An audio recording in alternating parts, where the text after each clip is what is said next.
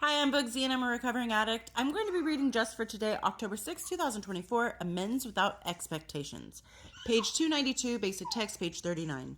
Projections about actually making amends can be a major obstacle both in making the list and in becoming willing. The eighth step asks us to become willing to make amends to all persons we have harmed.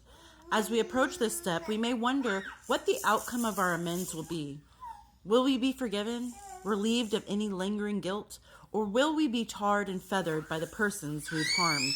Our tendencies to seek forgiveness must be surrendered if we expect to receive the spiritual benefits of the eighth and ninth steps. If we approach these steps expecting anything, we're likely to be very disappointed with the results. We want to ask ourselves if we are pinning our hopes on gaining the forgiveness of the person to whom we are making amends, or maybe we're hoping we'll be excused from our debts by some sympathetic creditor moved to tears by our hard luck story.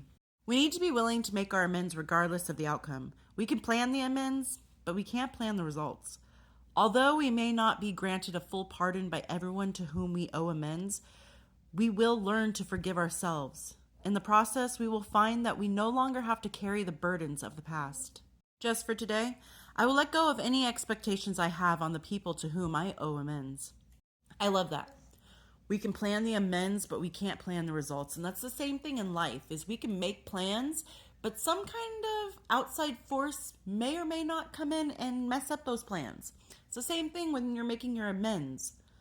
Just because you're apologizing and you're trying to fix things that you have broken doesn't mean that the other person has to accept. And that's where you come in and you have to accept that they didn't accept, if that makes sense. So don't always assume that just because you apologize, people are going to, oh, thank you for the apology, come back into my life. Some people are going to tell you, kick rocks, don't smoke them. Tell it, get out, I don't ever want to talk to you again, or they may not even respond. And that's okay. That's when you make indirect amends and you start to change your way of life and the way you think, and you try extra hard not to hurt anybody the way that you hurt that person to the point that they never even want to talk to you again. And then you make your amends to yourself. You admit that you had a problem. You apologize to yourself for allowing it to get so out of hand. And you make that amend to your own heart that you tried to mend what you broke. And sometimes it just doesn't work the way you want it to. And that's okay. Don't live in guilt. Don't hold yourself hostage to that guilt. You don't live there anymore.